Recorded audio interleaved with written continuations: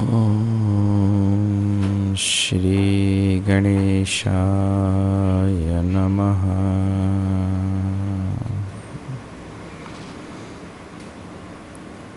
Om Shri Saraswati Namaha.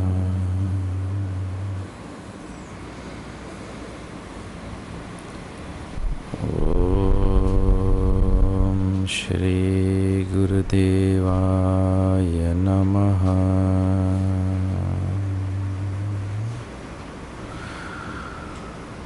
Om Namah Shri Shankarananda.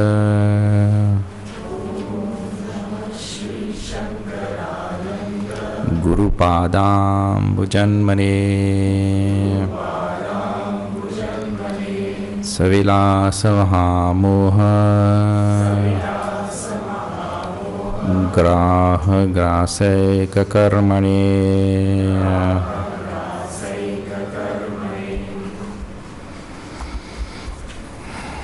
Okay, we have been seeing Mahavakya Nirupanam, the determination, ascertainment of the meanings of the Mahavakyas. Prajnanam Brahma Mahavakya from the Aitiriya Upanishad of Rig Veda. Am Brahmasmi Mahavakya from the Brihadaranyaka Upanishad of the Yajurveda. Then Tattvamasi Mahavakya from the Chandogya Upanishad of the Samaveda. I think we finished. Now today we have to see I am Atma Brahma from the Mandukya Upanishad of the Atharva Veda. I am Atma Brahma. So literally, I am Atma Brahma means this Atma is Brahman. So what is this and what is Atma and what is Brahman? Those three words will have to be explained. These last two verses of this chapter 5 of the Pañcadaśī, verses number 7 and 8, they deal with this I am Atma, Brahma, Mahavakya from the Mandukya Upanishad. Mandukya Upanishad is perhaps the smallest Upanishad, and it deals with Om, A, U and Ma. Mandukya Upanishad we will be seeing in January, isn't it? We'll see it at that time. But just now, this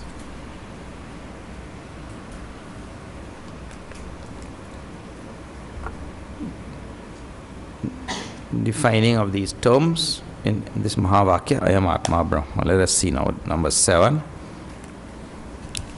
of chapter 5.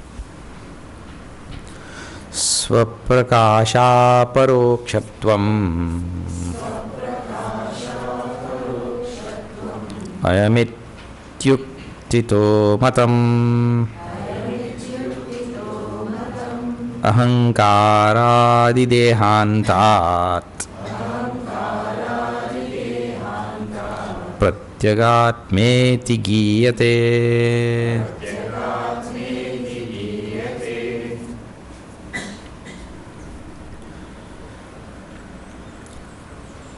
Ayam iti uktitaha matam. By the word ayam, what is meant, what is said to be meant, to be meant, I suppose. Because uktitaha. What is said to be meant by this word is, see the word ayam. Ayam means, literally in English, ayam means this. You see, this as opposed to that. When you say that, it means something which is away, isn't it? When I say this, it means something which is closer, isn't it? So here, when the word this is used, what is meant is the closest thing. Closest thing. So if you just think about that, I say this microphone, because it's close, right? It's as opposed to that camera. That camera, I cannot say that microphone. You ever hear anybody talking like that? That microphone. We say this microphone because it is right next to me, isn't it? And we say that camera. So by that is meant something distant. By this is meant something close. Right. So if you keep going along that same line on this camera, this microphone, this hand, is closer or not? I don't say that hand. I say on the other hand. But I don't say that hand. I say this hand. Oh. Then closer. This mind. That is even closer than hand. Then I say this self. Now what can be closer to us than ourselves? If you find out anything, you tell them. If you discover anything closer to you than yourself, you please tell me. I will be very much interested in that as a Vedanti. So there cannot be anything closer to me than my self. I can come closer, but when I reach the self, that is me myself, there is nothing closer. So that is what is referred to as here, I am. Right? And I am is in first case singular. And Atma is in first case singular. I am Atma. That Atma will be described in the next verse, next line just now. But here now, this I am, which is being spoken about, it means the closest thing to me, which is a contradiction, of course. The closest thing to me is me. So it is not close to me, it is actually me. I mean, the word close will go away. The me, myself. So that is described in two of the most important and wonderful words in Vedanta. It is called as Swāprakāṣa aparoksha. Swāprakāṣa aparokshatvam. Due to the fact that it is immediately apprehended by me, it is called as I am. Aparokshatvam. Now what is the meaning of that? Let us just see.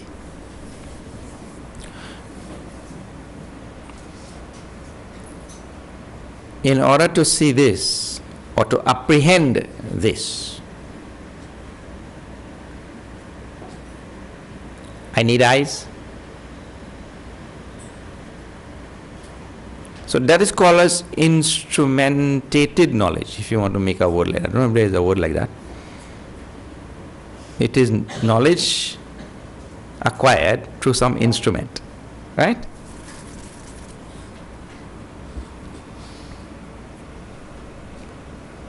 Not only do I need eyes, but I also need a mind, because the eyes are connected to the mind.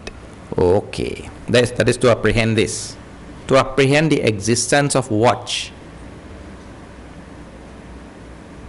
I need some instruments. Okay. To apprehend your own existence, what instruments you need?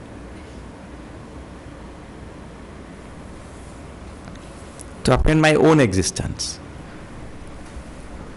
I don't need any instruments. So in this regard, we have three types of knowledge. One is called a pratyaksha jnana. Pratyaksha jnana means knowledge which I acquire through my sense organs, directly perceived, yes, cognized directly. with my senses. That is called as pratyaksha jnana. Then we call it paroksha jnana is the next one. Paroksha. Paroksha means I know it by some other means than my senses. Like for example, of course it is connected to pratyaksha jnana also, but it is given a different category. For example, I know that there is a horse in that field there because you told me. I did not see it with my own eyes. That is called as paroksha. Para means other. Seen by some other person. One of the meaning of para. Some other person. He saw it and he told, there's a horse in your backyard. Horsing around. So, I really did paroksha jnana. One pratyaksha, I saw the horse. Otherwise, paroksha, somebody else saw the horse and told. Paraiksha. Paraiksha, they even seen, somebody else sees it like that. Huh? Paroksha. Then, the last one is called as aparoksha. That which is known, cognized, apprehended directly and immediately by me. There is an immediacy of apprehension. Without, remember the first one which we saw was what? Pratyaksha jnana. That pratyaksha jnana is through some instrument, the senses. When we are talking about aparoksha jnana now, I don't need any instrument or anything or anybody to know. In a dark room also, Guruji tells you, you'll see in his note there. In a dark room, pitch dark, you know that you are or not. You can't see yourself, but you know that you are or not. I know the book. When I say I know the book, or I know the watch, let us back up a little bit. There are two components to that I. Please see this. When we use the word I, there are two components to that I. One component is called as ego, and one component is called as self. Two components of I, ego and self. So there is, this discussion comes in a commentary Padmapada has written about his guru's work, Brahma Sutra. He says, in I, there are two components. One component is called as idam paksha, and the other is called, or idam amsha, and the other is called as anidam amsha. Idam amsha and anidam amsha. Whenever I use the word I am at the same time speaking about my individual ego, and I am speaking about the self or the Atma which illumines that ego. I do not pay attention to the self or the Atma which illumines the ego, right? Usually when we use the word I, we are referring to the individual, and that is called as the idam amsha, the individual ego.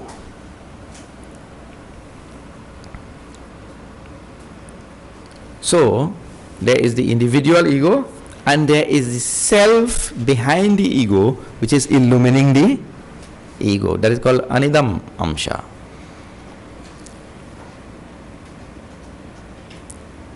Now, is it possible for a person to know that he has a big ego? I'm not talking about do people really know, I'm talking about, is it possible to know?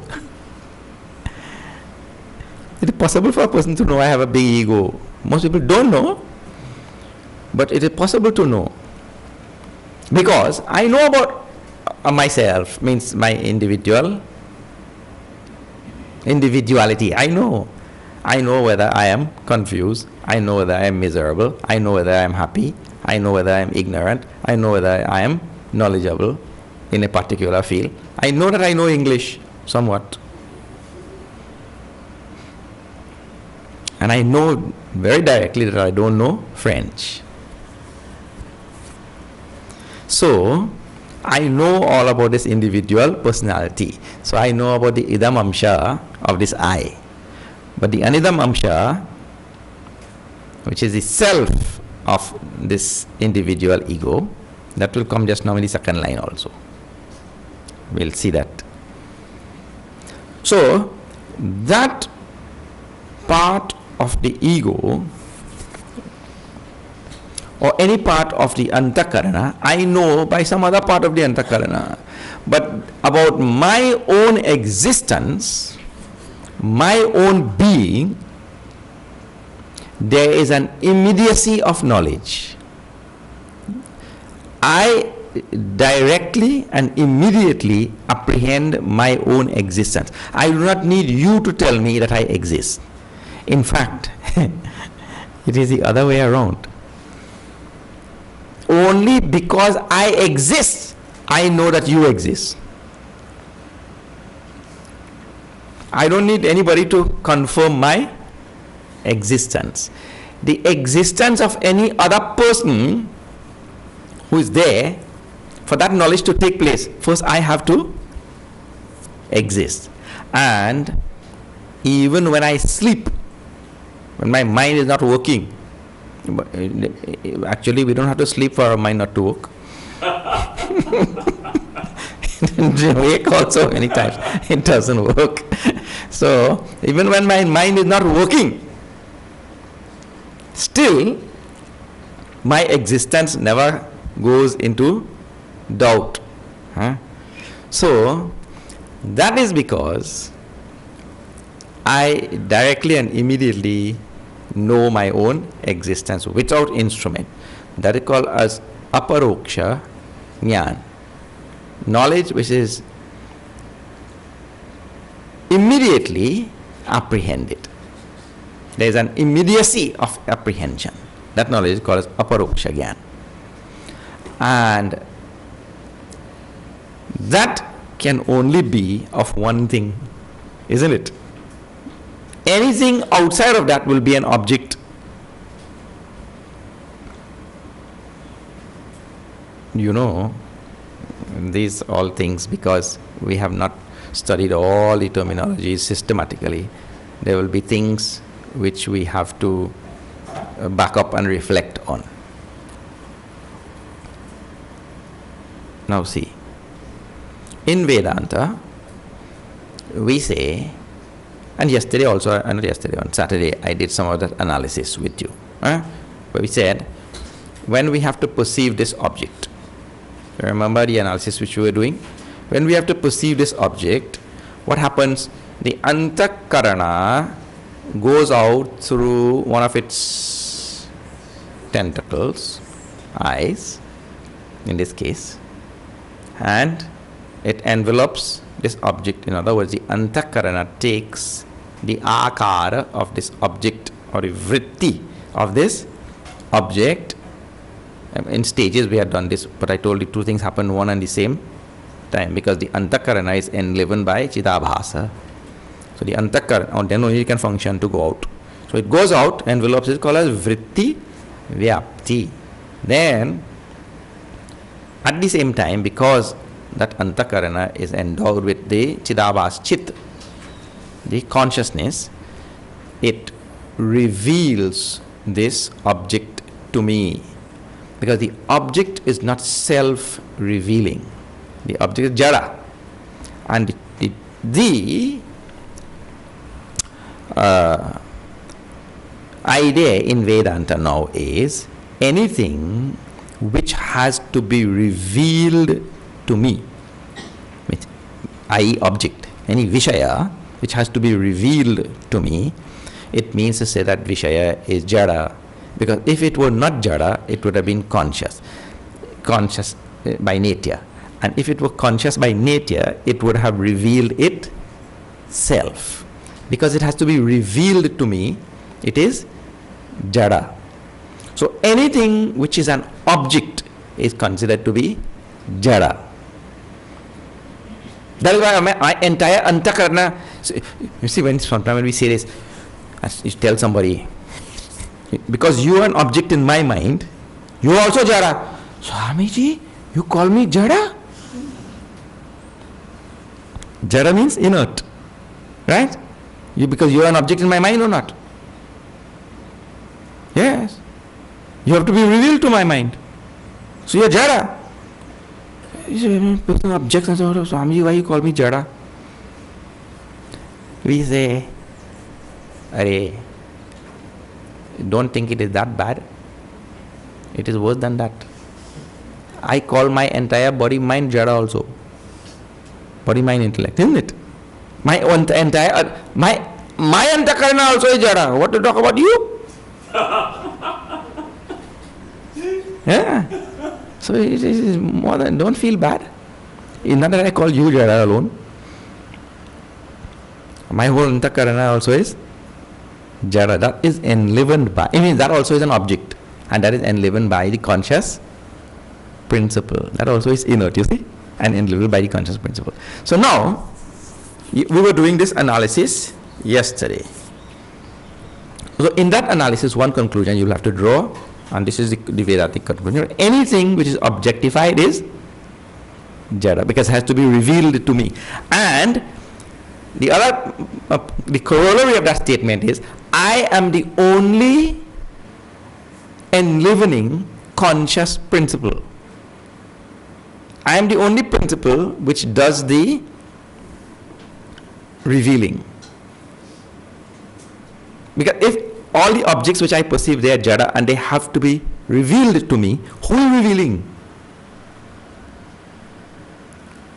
I am the one who is, I am the conscious principle who is revealing, and that conscious principle cannot be revealed by another conscious principle, otherwise we will end up with what is called as anavastha dosha. Anavastha dosha means ad infinitum. It means to say, suppose I say, I am not a conscious, self-revealing, self-luminous being.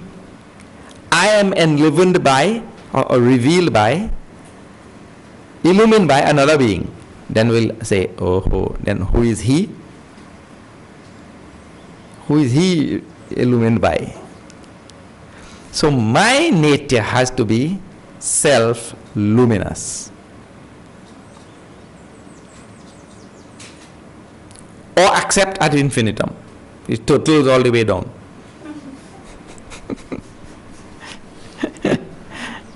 You may not have a word, but I had told a story of an old a Mahatma who was giving a discourse, and he told the final principle in this universe is Sat, and there is nothing beyond Sat. So the universe rests on Sat. Then old lady was sitting in the audience. You don't know anything. This universe rests on an elephant's back. Then the Mahatma, and then what is the elephant resting on? Elephant is standing on a turtle. Turtle. Oh. And what is that turtle standing on? Another turtle. And what is that turtle standing on? She said, the turtle is all the way down. Now you think. Any rational human mind will posit any such thought that it is turtles ad infinitum?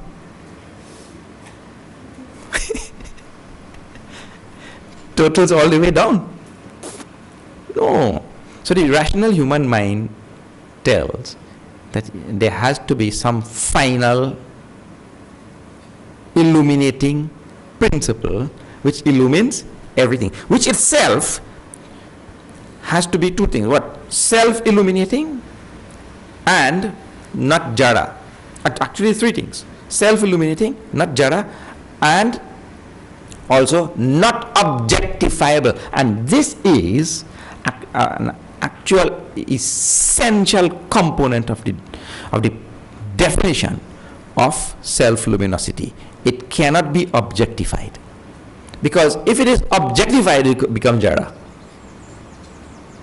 So one essential part of the definition of self-luminosity is it cannot be objectified. Because in the classical definition in Vedanta, anything which is objectified is jada. The meaning of object is that it is apart, it is jada, and it has to be illumined by a other being. Yes, other principle. You see. So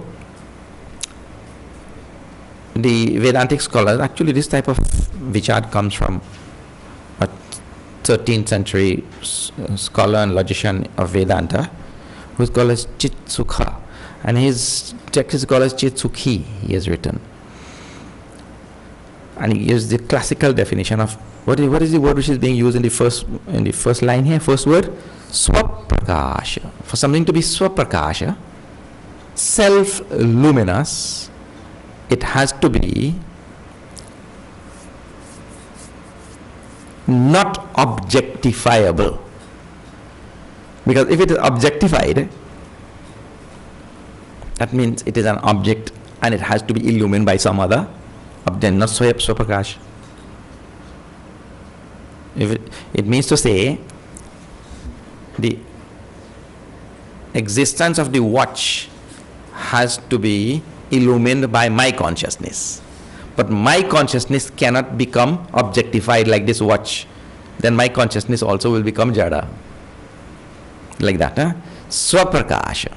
So the self, the deepest part, the closest thing to me, when I say I am, the closest thing to me, which is me, is Swaprakash, and it is experienced immediately without instrumentation. It is self-luminous and experienced without instrumentation. This is what this is called as I am. I am is referring to the self which is immediately apprehended, that is aparoksha, and the self which is self-luminous, which does not need another self to illuminate it. Now we have done this type of analysis when we had done the analysis of Sat and Chit in Tattva Bodh way in the beginning of the last century. Tattva Bodh, we had done this. Sat is Chit and Chit is Sat. That we had done long time ago. That same sort of. So now here, Swaprakasha aparoksha. Now see, I tell you, and previously also I was telling, one phrase is enough for us, for a lifetime. Swaprakash, self-luminous, aparoksha, immediately apprehended. Immediately apprehended. It means I don't need you to apprehend me. I don't need anything to apprehend my own existence. You see? Ayam iti uktitaha matam. This is what is indicated by or meant by the word ayam. Which ayam? Ayam Atma. But don't forget the Mahavakya. We're talking about Mahavakya. This ayam, in ayam Atma Brahma. What is now Atma? Because the Mahavakya has 3 words. Ayam Atma Brahma. Now let me tell you a little bit about this word Atma. Atma word is translated in English as self. Self. Now let us study that little bit. Self. everything in the world, now see, this is yellow, right? There's brahmacharini and there's brahmachari, they're also yellow. Look at them. Right? So, does yellow define watch, or does yellow define brahmachari? No, we know that there are many things in the world that will be yellow. So yellow is not an essential part of the definition of the thing, isn't it? Yellow is incidental. This watch could be any color. So now, if you start going down deeper into the watch to ask what exactly defines the watch, because we see superficially the color is not an essential part of the definition. It could be any color. The shape is round. That also is not a, because they are square watches. Look here, the square watch. So the color and shape is really not, they're really not essential part of the definition of the thing. They're incidental. So you try to go down now and you ask that exactly what is the most essential part which defines that watch and marks it apart from all other things. Well, I think you just roughly, I am not any great scholar on definitions and all, but roughly speaking, we might agree that anything which tells the time is a watch, isn't it? And has nothing to do with color and shape and size. And because if you go to Machu Picchu, there's a sundial there. So the sun comes and falls on a piece of rock, a big rock, something they have there. And depending on where that shadow falls, by that they can tell the time. Now that has no numbers, and there's a rock, and no, it's not yellow, not square or round. But it tells the time. So there is, perhaps you may be able to find in all objects, there will be something which is the distinguishing feature of that thing which marks it apart from other things. So that will be the essential definition of that thing. So that thing has its individual essence, we say, which marks it apart from other things. So we call it individual essence.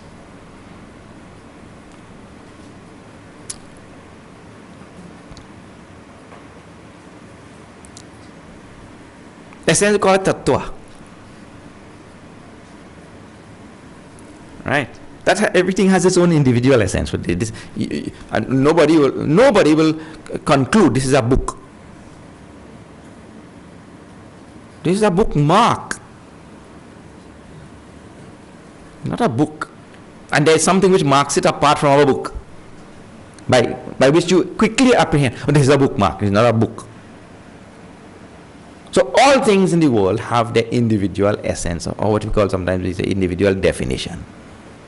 You may not be able to articulate everything in words, but something which defines that thing and marks it specifically as that thing.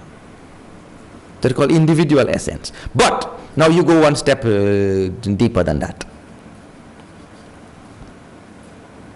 Even though everything in the universe may have an individual essence, which demarcates that thing and marks it apart from other things, the world in toto,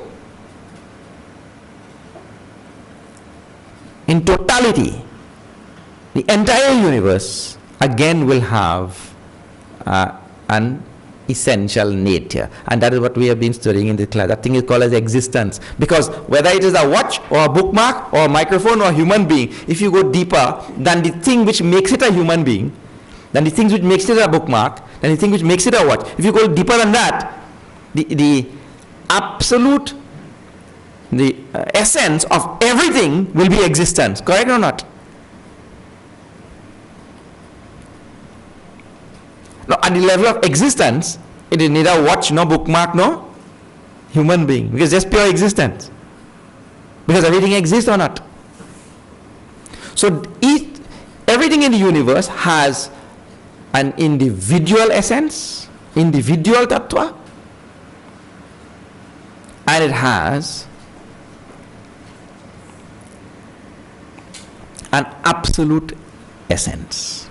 An individual essence and an absolute essence. The individual essence is that thing which marks that object apart from another object. It's defining characteristic. They call it individual essence. But the absolute essence is called as the tattva. And the word for tattva in English we call as the self. So there is the individual self and there is the absolute self. That word in Sanskrit is also called as Atma. So there is the individual Atma and there is the supreme Atma. Now the supreme Atma is now also given another name that we call the absolute essence, right? Supreme Atma, that we call a Paramatma. That word you know, isn't it?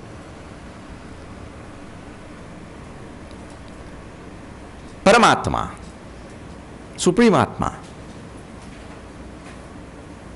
So there is the individual and there is the supreme. So by the word Atma, so I am Atma Brahma. He says here, Ahankārādi dehantat pratyagatmeti giyate. Now you have to study that line in the light of what I just told. There is this body, so ahankara, starting from the ego, our individual ego, all the way down to this body. It is natural to start from the body because you can see the body, you know. So this body, and you go in the antakarana, we call it mana, chitta, buddhi, and ahankar. So you go inside and you go all the way to the ahankar, is the last fellow. He is always last. Everything belongs to him. My intellect, everything belongs to that ahankar. Ahankar is the individual I. That we call as the idam amsha, which I was just telling you about. Individual I. From this body all the way to the ahankar, or if you want to start on the top, because the verse starts here on the top, in terms of its layout. From the ahankar all the way down to this body, there are the two eyes, which is the idam amsha and the anidam amsha, pervading all of them. I told you about idam amsha and anidam amsha just now. There is the individual I and there is the supreme I pervading all of them. So I have, with regard to this body, mind, intellect, or the whole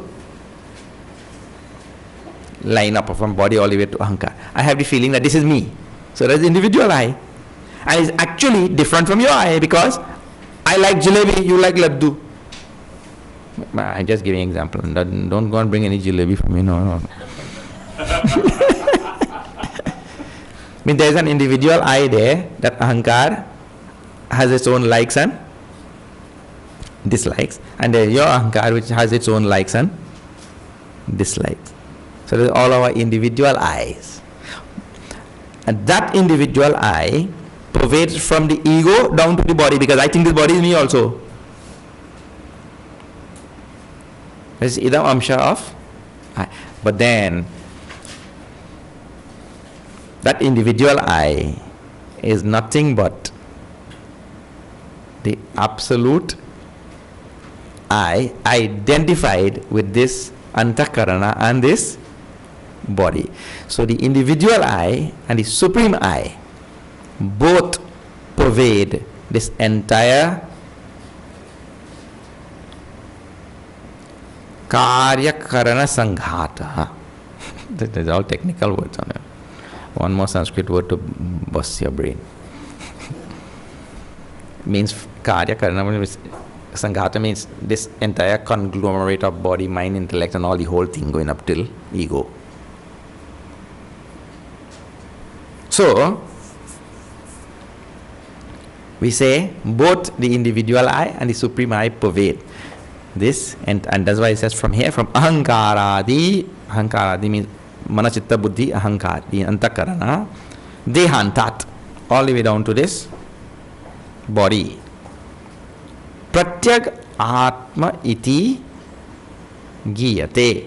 That supreme atma now, which is referred to by atma here, that supreme atma is also called as pratyag atma. That same pratyag atma is called as sakshi. Pratyag atma and sakshi are one and same. That sakshi is called as upahita chaitanya. That's how many words just for the same? For the same thing. In English, it is translated as the indwelling self. Indwelling self means what? The self associated with this body. Means the supreme self associated with this body. And that same supreme self is the Sakshi, sometimes called Sakshi Chaitanya. In the 13th chapter of Bhagavad Gita, Bhagavan calls it as Kshetrajna, because he said, Sarva Kshetrekshu he Arjuna, Aham Kshetrajna. I am the Kshetrajna. And see how many words in how many places and all. Sometimes it is best to just take one of the word and study it from that standpoint only. But if you are a Hindu, well, you're in some trouble. But that is good trouble. You know why? Look here. I tell you how the Hindu position is good trouble. Just now, how many things we said? That is called as Pratyag Atma here. It is also called as Sakshi, I told you. It is also called as Sakshi Chaitanya. It is also called as Upahita Chaitanya. It is also called as Kshetrajna. And this is not all the words. We are not finished. So I say, if you are a Hindu, you are in some trouble. Because now you are seeing so many words and you can study from so many angles. So it might be better. Some people say, take one of them and study that only. But I tell you why you are privileged and why it is a good thing. Because the human mind has a uncanny habit of leaving your topic all the time. Correct or not? So if you take one of that word and you start studying that thing, naturally your mind will leave that topic and go elsewhere. But if you have 5 others, by chance it may go on one of the others. So it goes still on something good, isn't it? So you say, hey, it will leave this topic because that is his habit. It leaves topic all the time. So it will leave the topic and go. So we keep 5 others right around. When it might go on one of them. You see? 5 other names for the same thing. So this Sakshi Chaitanya, this Upahita Chaitanya, this here is called as Atma. Now what the Mahavakya says? I am Atma. I am means, just now you said, I am is the closest thing to me, which is me. Right? Which is Swāprakāṣa, which has aparokshatvam, which is of the nature of the thing which is immediately apprehended. Right? That is Atma. So now, just now you can add also. Now even, just now we are saying Sakshi Chaitanya, we are using noun, right? Upahita Chaitanya, Kshetrajna, whatever we want to use. Just now we told all the name. But that thing is also indicated by a pronoun, I am.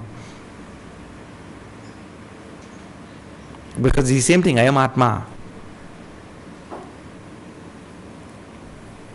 This Atma which is Swaprakasha, Aparoksha, immediately apprehended. This, both of them now, referring to one and the same thing, they say now the next one is Brahma. So while at the same time we are doing an equation, I am Atma, Brahma. This Atma is Brahma. At the same time, while we are doing an equation, we are equating this Atma to Brahma. And if we are saying this Atma is Brahma, please remember, in an equation, which we know in mathematics, there will be two things. But an equation which we are talking about, there are no two things. The equation is equating the same thing. What a wonderful type of mathematics. In other words, Brahma is this I am Atma which we are talking about. Or I am Atma is Brahma. We are not now bringing in a new thing.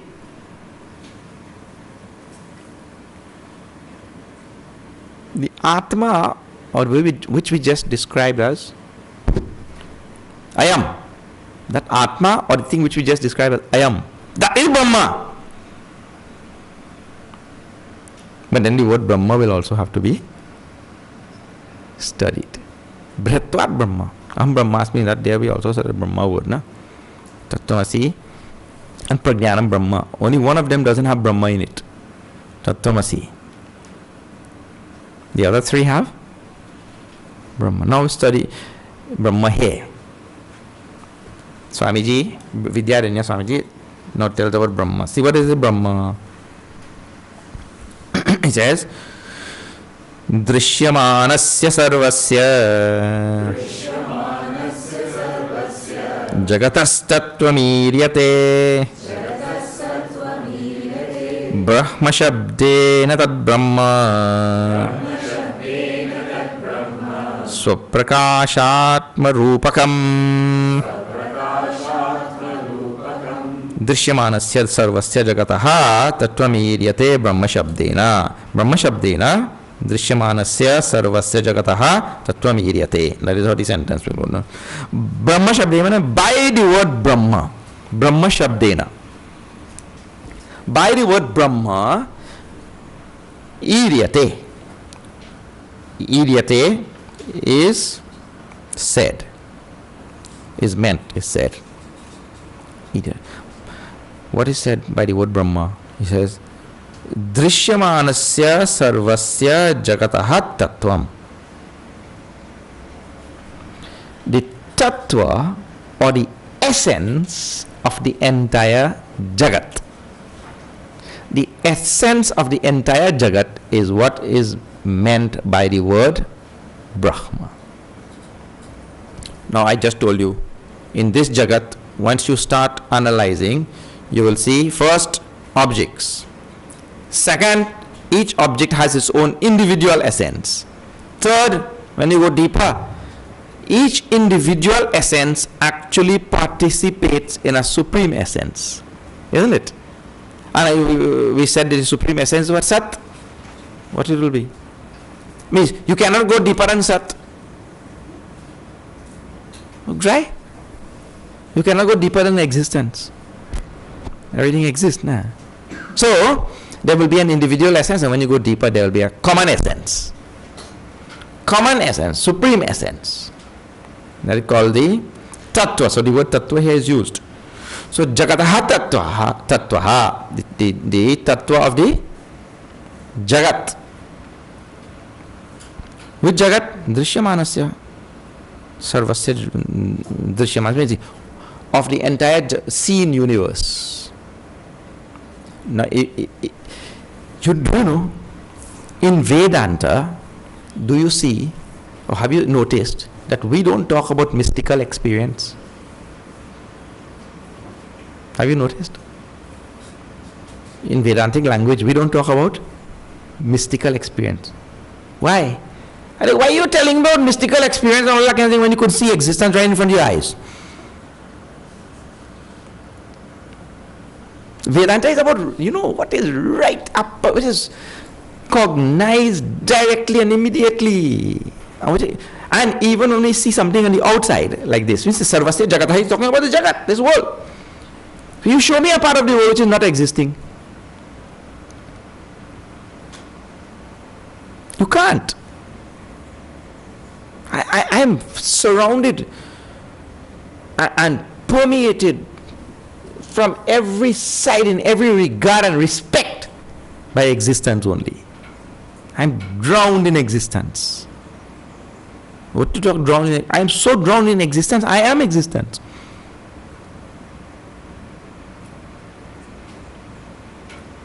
You see? So Sarvasya, the entire universe, it just, whether you, from any angle you look at it, it is only existence. So Sarvasya Jagataha Tattvam, the essence of this entire universe which we see in front of us, and nothing anything mystical or mysterious or any such thing. It's just very much apparent. This thing exists, that thing exists, the space in between exists. My talking about it exists, my pointing exists. It is there. You exist, I exist, space in between us exists.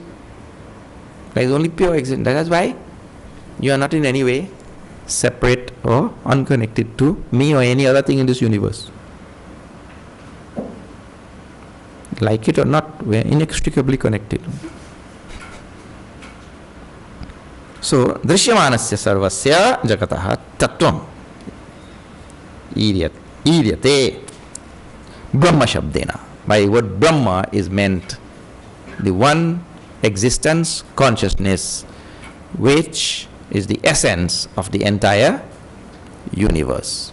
So whether you analyze it from the point of view of existence or consciousness, everything in the universe can also be analyzed to or reducible to consciousness. And that is also more easy.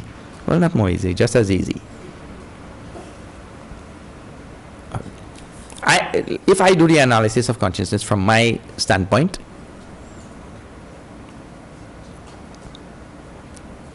I will do it from my standpoint, you do it from your own standpoint. No, see, just now. We go back now. I told you how we cognize this, right? How we cognize? We cognize this because the mind, the antakarana, goes out through its sense organ, which is called the eye. It goes out through the eye. I told you that antakarana is enlivened by Chidavas, isn't it? It means the reflection of consciousness. You please remember, we also said that the antakarana is jada. Antakarana is jada. So it is functioning by what? It is functioning by Chidabhas, because there is Chit reflecting in it, it is functioning. And because Chit is reflecting in it, Chit enlivens it, and it is able to go out first of all. It is able to go out. Then the Chit at that time removes the avarana or agyan of that thing, and then also the Chit reveals that object to me, right?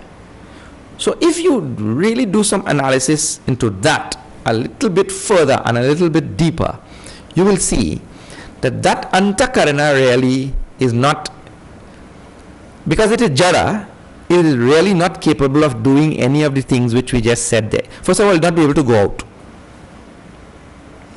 Then it will not be able to reveal anything to me. So the real functioning part of that entire process there just now is enlivened purely by Chit. So if Chit were not there, then would you be able to know that this universe is there? No. If that is taken to its logical conclusion, it means that the universe exists, or the universe is there, known to exist, only all because of Chit. And taken one step further, the universe to me, the cognizer, is nothing but the modification of Chit. The whole universe is nothing but the modification of Chit. Another way to see that, and not just from another angle, to say the same thing, look here. in my mind, you and this entire universe is only a thought, albeit many thoughts put together. But the universe to you is only represented as a thought in your mind. And a thought is a vritti. It is a modification. It's a mental modification. A vritti is best translated in English as a mental modification. So this universe to me is a mental modification. A mental modification is nothing but a modification of chit. So every aspect of this universe is chit. So whether I want to say every aspect of this universe is existence, because everything exists, or whether I want to say everything in this universe is chit, it amounts to one and same, because existence is sat and chit is consciousness, right? And I told you in the beginning also, sat is chit and chit is sat. So everything in this universe is represented to me as a thought, and that thought is made up of chit only, consciousness. So the universe is consciousness if you analyze from the point of view of chit, or the universe is existence if you analyze from the point of view of sat. And then the both are one and same. So now it says, by Brahma, this essence which is called as sat or chit is indicated. Tad Brahma Swaprakāsha Atma Rupakam. That Brahma is, which we saw in the previous verse, that Brahma is Swaprakāsh. Now see, if we say just now, what was defined as, what was given as Swaprakāsh? I am. Now Brahma also is given as Swaprakāsh. That's why I told you, you are equating two things which are already equated. They are one and same. This self, which is the deepest part of my own being, is Brahma, because both are Swaprakāsha. This Brahma is self-revealing, self-luminous by nature. This is I am Atma Brahma. When you study all these three words, you realize I am and Atma and Brahma, they are all one and same. Now that brings us to the end of this. I am Atma Brahma, and also to the end of the 4 Mahavakyas and this chapter. Right. Now the next chapter in this book, this Mission publication, the next chapter is chapter 10. That is the last of the next group, isn't it? The next group, I told you that there are 3 groups of 5 chapters each. So we saw the last of the first group, just finished. Now the last of the next group, Nataka Deep Prakarana. In the next group is called Deepa Prakarana. It is called as Nataka Deep. Nataka Deep means what? Well, this is derived from the old days when they used to have, in the king's court, they used to have a lot of drama and dance and theatre and all such things going on. But in those days, tea and tech was not there. So they used to put a nice bright lamp. And that bright lamp is to sit in the middle of the hall, the theatre, wherever they are sitting there. And in the light of that lamp, they used to see the entire drama, the sound just coming and going all by itself. They used to see the entire drama in the light of that lamp. Well, you can quickly see where this is going to head. Where is it going to head? The whole drama takes place in the presence of that lamp. Nobody pays attention to the lamp or the light. They pay attention to the drama. Especially when Ravan comes out there. Everybody become acutely aware. So everybody, and then want to know what is Ravan going to do next. So we are so consumed by that drama and total forgetfulness of the lamp. Just like these lights which now nobody pay attention unless current goes. We don't pay attention. You see? Same thing.